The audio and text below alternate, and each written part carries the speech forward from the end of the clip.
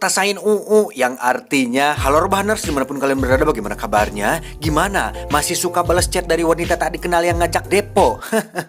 Kembali lagi bersama saya John, Still in the House, sebuah film fiksi ilmiah berjudul Time Machine tahun 2002. Film ini akan menceritakan tentang seorang jenius yang membuat mesin waktu untuk merubah masa lalu dan takdir dalam hidupnya, tetapi selalu saja gagal. Nah, karena besok sore saya harus ke Italia untuk syuting iklan bedak bareng Amy Fukuda, jadi langsung saja pasang handsfree, simetris komputer rebahan, kencangkan celana dalam, selamat menonton dan cekicrot. Get it when I get back.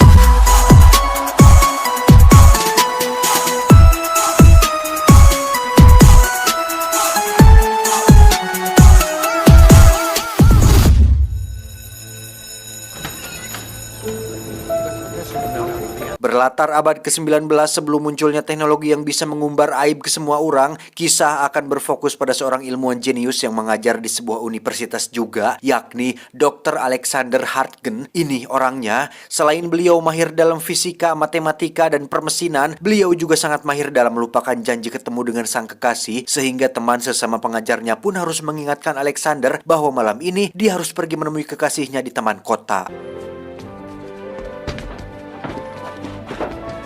Ketika si teman berada di rumah Alex, dia pun melihat begitu banyak alat-alat ciptaan Alex yang dianggapnya aneh saat itu, seperti sikat gigi otomatis yang bisa berputar sendiri dan alat-alat lain yang dianggapnya tidak terlalu berguna. I'm all bowler hat. Oh, gotta hurry. That's all like it. Singkat cerita, malam pun tiba. Ketika Alex dalam perjalanan menuju taman kota, di situ dia melihat seseorang yang menggunakan sebuah kendaraan beroda 4 dengan tenaga uap yang kala itu benda tersebut masih dianggap sangat langka dan hanya dimiliki oleh kalangan tertentu saja. Akibat terkesima melihat kendaraan beroda 4 tadi, Alex pun sampai kelupaan bahwa dia kudunya membeli bunga untuk menyambut kedatangan kekasih yang baru datang dari luar negeri. Di mana saat Alex mengajaknya jalan-jalan ke tempat sepi, di situ Alex memutuskan untuk memberikan sebuah cincin sebagai tanda bahwa Alex akan segera menikahi sang kekasih.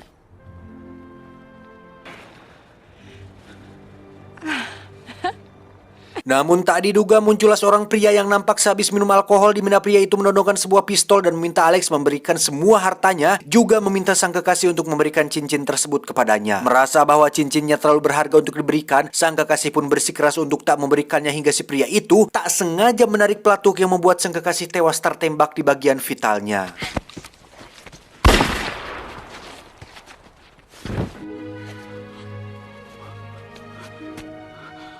Bertahun-tahun setelah kematian sang kekasih, Alex kini lebih fokus di rumah dengan menyelesaikan perhitungan dan rumus-rumus fisikanya, di mana si teman yang merasa simpati pun mengajaknya untuk sesekali keluar rumah dan main PS bareng. Tetapi Alex yang masih sakit hati dengan kehilangan sang kekasih pun tetap ingin menyelesaikan apa yang sedang dikerjakannya dan meminta si teman untuk tak datang mengganggunya lagi. Alex, will you please stand still and look at me? All right, we'll continue this conversation in a week. Dan ternyata selama bertahun-tahun dari insiden kematian sang kekasih, Alex diam-diam telah membuat sebuah mesin waktu yang terdiri dari beberapa komponen yang ditemuinya pada zaman itu. Namun tidak dijelaskan lebih lanjut apa inti atau sumber tenaga yang menghidupkan mesin tersebut. Tapi intinya Alexander bermaksud untuk pergi ke masa lalu dan merubah takdirnya dan sang kekasih supaya bisa tetap hidup sampai menikah dan bahagia selamanya. Dan ketika tuasnya ditarik dan mesinnya mulai bergerak, tiba-tiba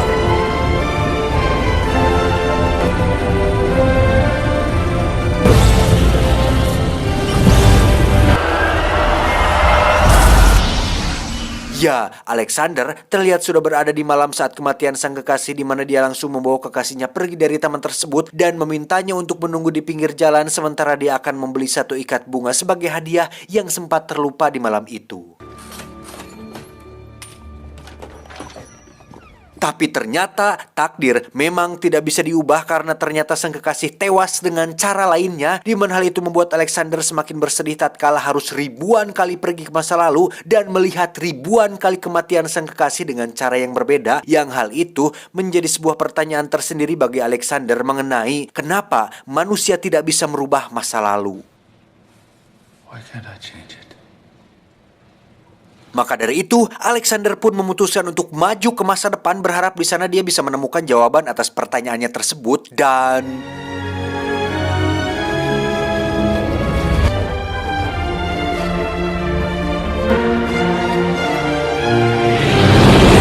Dari tahun 1899, Alex pun pergi sekitar 130 tahun ke masa depan, lebih tepatnya tahun 2030, yang dimana pada masa itu manusia sudah membuat koloninya di bulan yang nampaknya itu dilakukan oleh Elon Musk.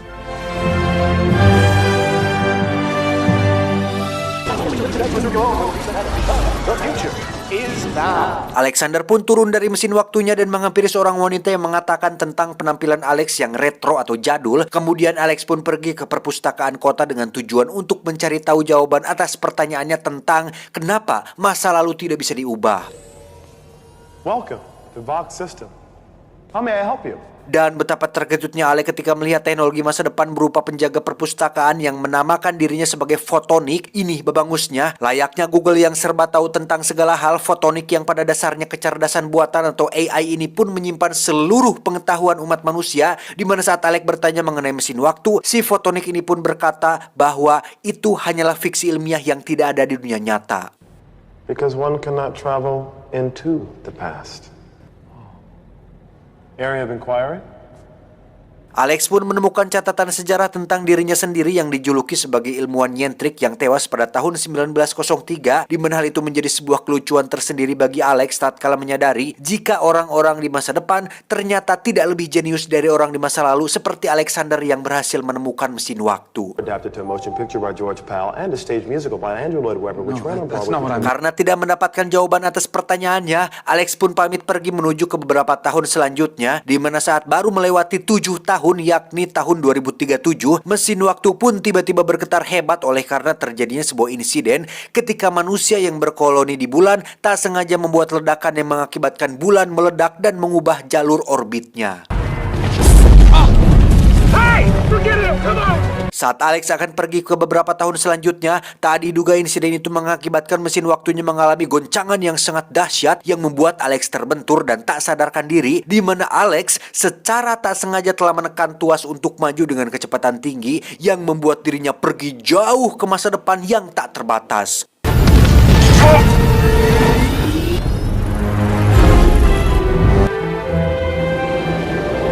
Dalam kondisi pingsan selama berjam-jam, Alex tak tahu jika dirinya sudah melewati ratusan musim, ratusan perubahan iklim, dan perubahan struktur bumi, yang dimana saat Alex siuman, dia pun sudah berada di tanggal 16 Juli tahun 802-701.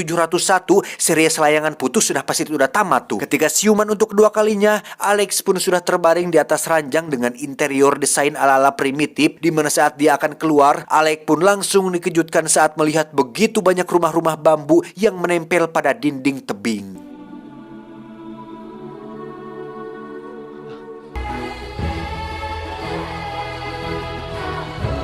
Saat itulah muncul seorang wanita yang bernama Mara, ini parasnya, yang merupakan guru bahasa untuk orang-orang pada zaman itu, di mana setelah 800.000 tahun lamanya, bahasa internasional yakni bahasa Inggris dianggap sebagai bahasa batu yang hanya digunakan oleh orang-orang kuno pada zaman dahulu. We all learn it when we're young. They told Jen. Forget. Here, Tan Nov Tan Quinn. Stanman, Marwin Tan Furan. Dan ternyata masa depan yang kita sekarang anggap akan menjadi sebuah peradaban maju dan serba berteknologi tinggi pun ternyata kembali ke zaman primitif yang justru umat manusia mengalami penurunan kualitas. Saat Mara bertanya, "Dari mana asalmu?" Alex pun menjawab bahwa dirinya berasal dari sini tetapi bukan dari saat ini, yang setelah mereka mendengar jika Alex berasal dari masa lalu, mereka semua pun mentertawakan hal tersebut terkecuali Mara yang notabene adalah seorang guru yang memiliki attitude baik untuk menghargai dan menjaga perasaan seseorang yang nyentrik seperti Alexander.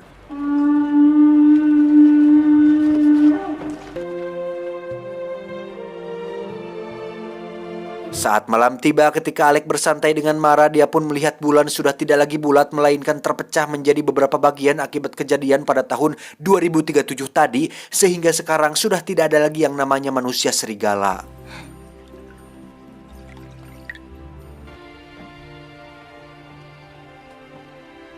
Ketika sedang bobo, Alexander pun bermimpi tentang penampakan sebuah patung berkepala bergigi tajam yang menggigitnya, di mana adik Mara yang bernama Ujang pun memimpikan hal yang sama disusul dengan penjelasan dari Mara yang mengatakan bahwa kami semua pernah bermimpi tentang hal itu ketika masih kecil. A child's dream. No more.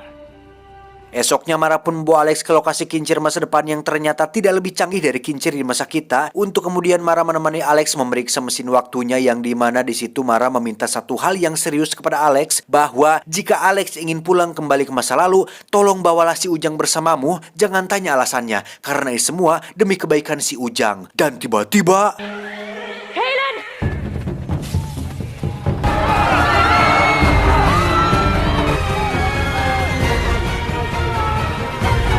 ya, muncullah sesosok makhluk berwajah kera yang memburu mereka semua, di mana selain mereka muncul dari bawah permukaan tanah, mereka juga menggunakan sebuah sumpit untuk senjata dan menculik dan membawa mereka semua ke dalam dunia bawah tanah. Ketika semua sedang kepanikan, Alex pun mencoba untuk tetap fokus kepada Mara dan Ujang, di mana saat si Ujang dikejar oleh salah satu monster, Alex pun meminta agar Mara tetap di sini dan biarkan dia yang menyelamatkannya.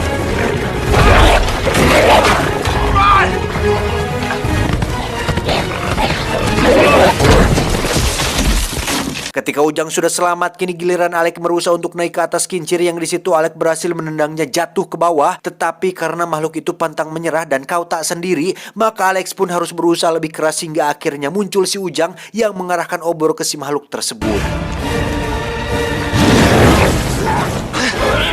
Saat itulah terdengar suara trompet yang menandakan bahwa para makhluk itu harus pulang, di mana saat yang bersamaan Mara dibawa pergi oleh salah satu makhluk yang masuk ke dalam pasir. Heran dengan tindakan para warga yang tidak mau melawan, Alex pun merajuk dengan mengatakan bahwa harusnya kalian kuat, harusnya kalian bersatu untuk melawan makhluk-makhluk itu. Jangan mengulangi kesalahan kami di masa lalu yang tidak pernah merasakan damai dan terus dijajah oleh perang dan ekonomi elit global. Fight or taken first. Alec pun meminta si Ujang untuk menunjukkan tempat yang mungkin bisa membantu, di mana si Ujang langsung teringat dengan lokasi yang sebenarnya terlarang untuk didatangi, yakni sebuah lokasi yang kata orang terdapat hantu yang mendiami tempat tersebut. Here it is.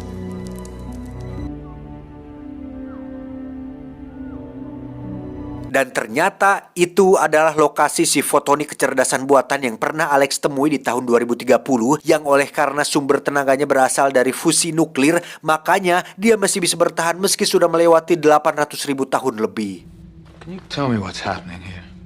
Well, my sources are no longer. Si fotonik pun menjelaskan bahwa sekarang umat manusia terbagi menjadi dua ras, yakni ras permukaan tanah dan ras bawah tanah, sehingga bisa disimpulkan bahwa makhluk yang kita lihat tadi sebenarnya adalah manusia yang sudah berevolusi selama ribuan tahun oleh karena kondisi ekstrim yang berada di dalam bawah tanah. Two distinct species that have evolved.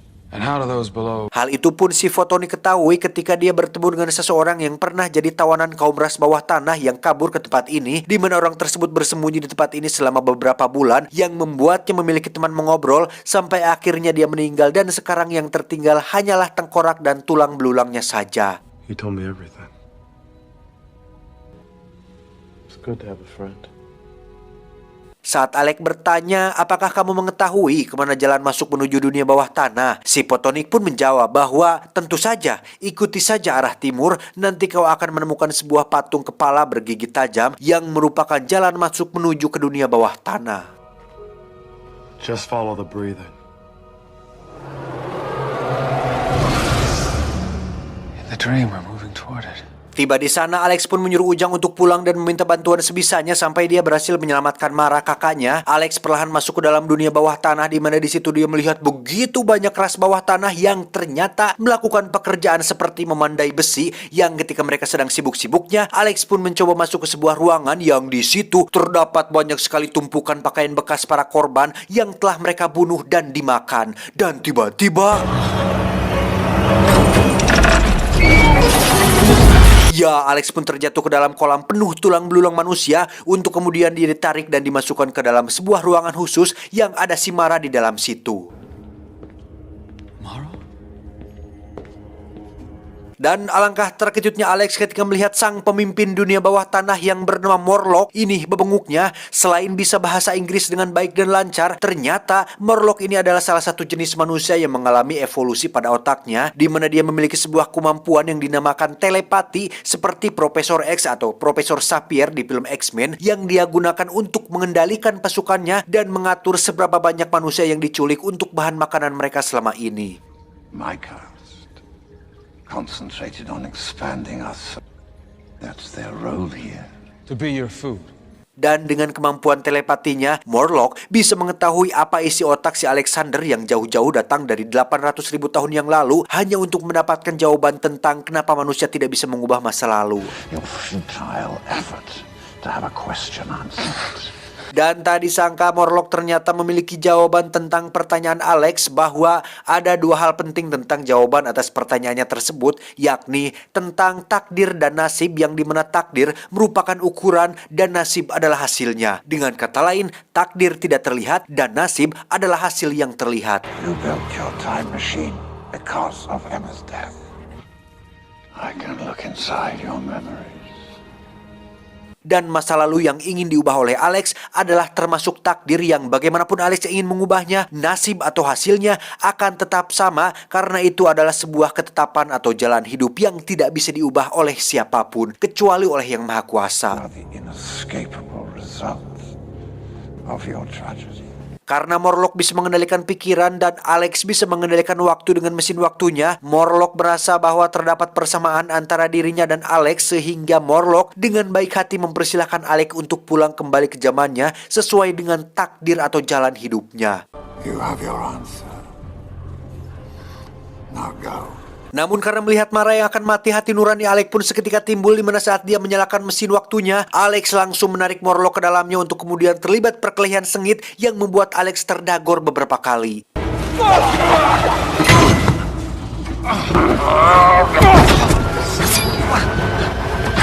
Ketika dalam posisi terdesak, Alex pun segera memecahkan pipa gas yang membuat Morlock terjengkang dan tergantung, yang pada saat bersamaan, Alex segera mendorong tuasnya yang membuat Morlock mengalami penuaan drastis sehingga Alex menang dalam pertarungan tersebut.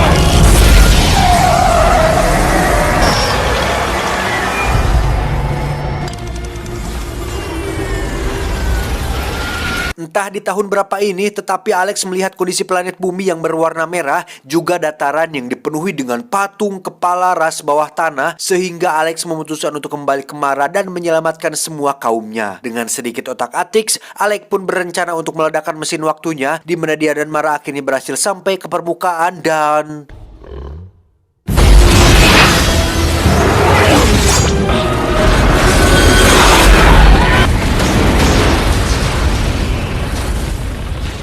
Setelah ras bawah tanah binasa dan Alex tidak bisa pulang lagi ke zamannya, kini saatnya dia memiliki sebuah misi baru untuk memulai kembali sebuah peradaban baru dengan menggunakan si fotonik untuk mengajari anak-anak dan remaja tentang bahasa dan semua ilmu pengetahuan. Tom in their lead, Joe next, and Huck. Sementara itu, Alex dan Mara pun memutuskan untuk menikah dan tidak akan lagi mengingat tentang masa lalu, karena masa lalu adalah tempat yang bagus untuk dikunjungi, tetapi bukan tempat yang baik untuk ditinggali. Anda boleh mengingatnya, tetapi jangan terjebak olehnya. Belajarlah dari kesalahan di masa lalu, bukan mengulanginya. Itu. My laboratory was all around here.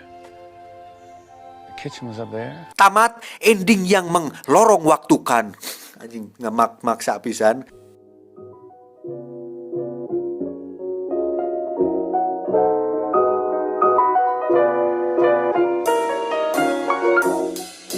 Ada beberapa hal yang ambigu dalam film ini, seperti contohnya yang terakhir ketika Morlock tidak bisa mengetahui bahwa Alex akan menariknya ke dalam mesin waktu, yang padahal dia kan bisa telepati, kok tidak bisa membaca pikiran Alex gitu. Padahal si Alex sempat bengong dulu loh pas dilema antara pulang atau menyelamatkan si Mara. Di situ padahal ada jeda waktu yang kemudian bisa sebenarnya si Morlock ini membaca pikiran tentang apa yang akan dilakukan si Alex, tapi dia nggak lakukan gitu. Ambigu kan? Bukan membela Morlock, tetapi ya harusnya tidak semudah itulah si Alex menang. Untuk emosinya juga saya kurang dapat emosinya. Bagus sih filmnya, sumpah bagus, cuman emosinya gitu, emosi rasa rasa kehel dan rasa kanyaahnya kurang gitu, anjing menikot kanyaah. Emosi yang saya dapat cuman pas ketika pacarnya si Alex ditembak mati oleh si penjahat yang mau merebut cincinnya, soalnya itu kan mengingatkan saya tentang adegan bapak sama ibunya Batman dibunuh sama rampok. Selebihnya gak ada emosi, walaupun ini adalah kesekian kalinya saya nonton film Time Machine ini loh. Gak tahu ya sudah berapa kali saya nonton film ini kan tahun 2002. Udah berkali-kali lah saya nonton ini. Mungkin chemistry antara Alex sama Mara juga kurang deket ya, kurang dibangun kali ya. Jadi saya merasanya sih agak kurang motivasi Alex nyelamatin si Mara sampai bela-belain ngorbanin mesin waktunya hanya untuk wanita yang baru dikenal. kurang gitu motivasinya teh anjir. Masa gara-gara cuman kenal cewek doang langsung bela-belain gak pulang ke masanya. Harusnya ada waktu dulu, ada prosesnya kedekatan antara si kedua tokoh ini. Tapi selebihnya keren lah, memenuhi imajinasi saya. Kalau masa lalu diubah teh kira-kira ya seperti itulah hasilnya, gak bisa diubah anjir. Pesan yang bisa kita ambil dari film ini adalah tentang takdir dan nasib, bahwa menikah itu nasib, sementara mencintai itu takdir. Anda boleh berencana menikahi siapapun, tetapi Anda tidak bisa berencana untuk mencintai siapa. Saya John mewakili para pria lajang di seluruh dunia mengucapkan terima kasih dan sampai jumpa di video selanjutnya. Adios, ketiak hitam cucu Dajjal. Cuau. Ngops dulu lah, saya sudah beberapa hari gak ngops. Kemarin ngopsnya cuma dikit, soalnya kan lagi tenggorokan lagi masih gatal. Anjir, lama sekali ini sakit, saya lama sekali gay. Aduh, aing mani ngaganggu pekerjaan pisan, tapi nggak apa-apa lah. Buat kalian semua, saya bela-belain gatel-gatel juga rekaman. Hah, demi AdSense. Wow, wow.